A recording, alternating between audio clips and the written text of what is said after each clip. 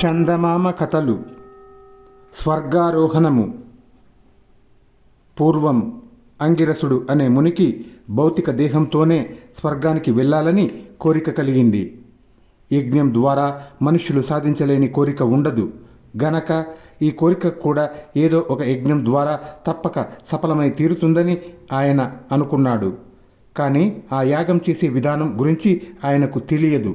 అది దేవతలకు మాత్రమే తెలిసి ఉంటుంది.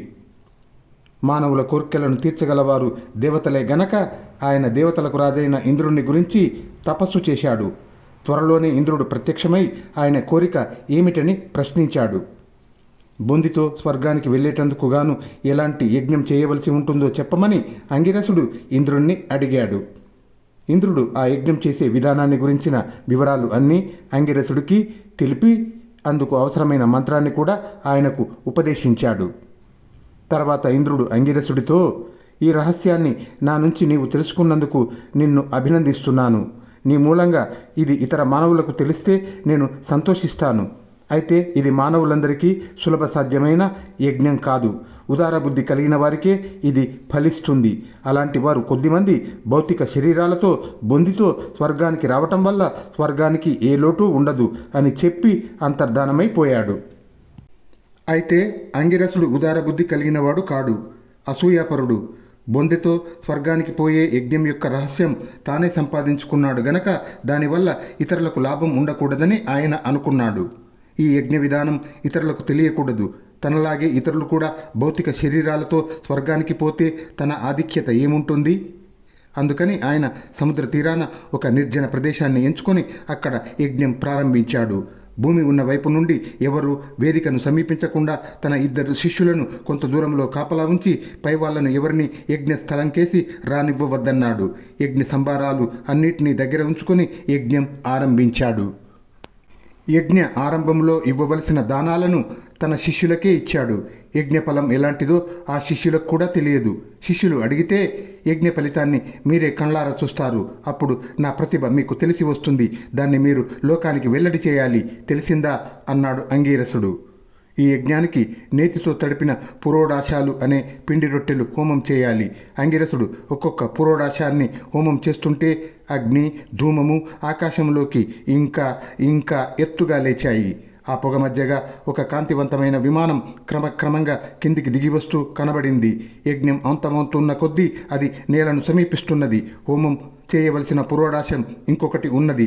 అలాగే విమానం కూడా ఇంకా కొద్దిగా దిగి రావలసి ఉన్నది. సరిగ్గా ఆ క్షణంలో ఒక అవాంతరం వచ్చిపడింది. ఆ చుట్టుప్రక్కల ఆశ్రమాలలో ఉండే మునులు ఆకాశంలోకి లేచే ధూమాన్ని చూసి ఎవరో యజ్ఞం చేస్తున్నట్టుగా గ్రహించారు.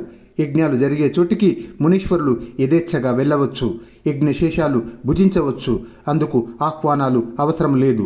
అందుచేత అన్ని ప్రక్కల నుంచి మునులు యజ్ఞం జరిగే చోటికి ఉత్సాహంగా బయలుదేరి వచ్చారు. ఆ మునులను అంత దూరానే చూసి శిష్యులు మునులు వస్తున్నారు అని కేక వేసి గురువుకు చెప్పారు. వాళ్ళను రానివ్వకండి, పొమ్మని చెప్పండి అని శిష్యులకు కేకపెట్టి అంగిరసుడు ఆ తొందరలో ఆఖరు పురోడాశానికి ఒక పక్కనే నెయ్యి రాసి హోమం చేశాడు. దీనితో పాటు ఆయన మంత్రం చదవటం కూడా మరిచాడు. కానీ తాను చేసిన పొరపాటును గ్రహించక గాలిలో అంత ఎత్తున ఉన్న విమానాన్ని ఎగిరి అందుకొని దాని అంచును పట్టుకున్నాడు. విమానం కొంచెం పైకి వెళ్ళి అక్కడే గుండ్రంగా తిరగసాగింది. విమానంలో ఉన్న దేవత అంగిరసుడితో, యజ్ఞం సంపూర్తి కాలేదు.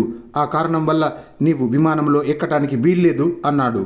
యజ్ఞ విధిని సక్రమంగా పూర్తి చేశాను, ఎక్కించుకో అని అంగిరసుడు దేవతను బ్రతిమాలాడు.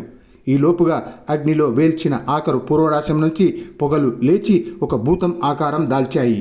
ఆ భూతం విమానం చుట్టూరా తిరగసాగింది. కింద చేరిన మునులు ఎవరు నువ్వు అని అడిగారు. ఆ భూతం జవాబు చెప్పక పైకి పోసాగింది. ఇంద్రుడిపైన బృహస్పతిపైన ఆంక్ష పెట్టి మునులు ఆ భూతాన్ని కిందికి రమ్మన్నారు. అది రాలేదు. అగ్నిపై ఆంక్ష పెట్టగా అది దిగి వచ్చింది. నేను పురోడాశాన్ని, అగ్ని కోసం పుట్టినదాన్ని. నన్ను సమంత్రకంగా అగ్నిలో హోమం చేయండి. అంగిరసుడు అలా చేయకపోవటం చేత నేను ఈ రూపం ధరించాను. మించిపోయింది ఏమీ లేదు. ఇప్పటికైనా నన్ను సక్రమంగా హోమం చేయండి అన్నది ఆ భూతం. కానీ ఆ మంత్రం వారికి రాదు. విమానాన్ని పట్టుకొని వేలాడుతున్న అంగిరసుడు వారితో, మునులారా, నేను భౌతిక దేహంతో స్వర్గానికి పోగోరి ఈ యాగం చేశాను. తొందరలో పురోడాశాన్ని తప్పుగా హోమం చేశాను. దానికి రెండవ పక్క కూడా నెయ్యి రాసి నేను చెప్పే మంత్రం చదువుతూ హోమం చేయండి అని ఆ మంత్రాన్ని మునులకు చెప్పాడు. వారు అలాగే ఆ భూతాన్ని హోమం చేశారు.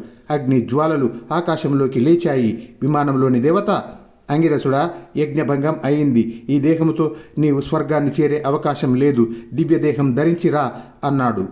అంగిరసుడు యజ్ఞగుండంలో దూకి దివ్యదేహంతో స్వర్గానికి చేరుకున్నాడు. అంగిరసుడి సంకుచిత బుద్ధి కారణంగా భూలోకంలోని వారికి భౌతిక దేహంతో స్వర్గానికి వెళ్ళే విధానం దొరకకుండా పోయింది.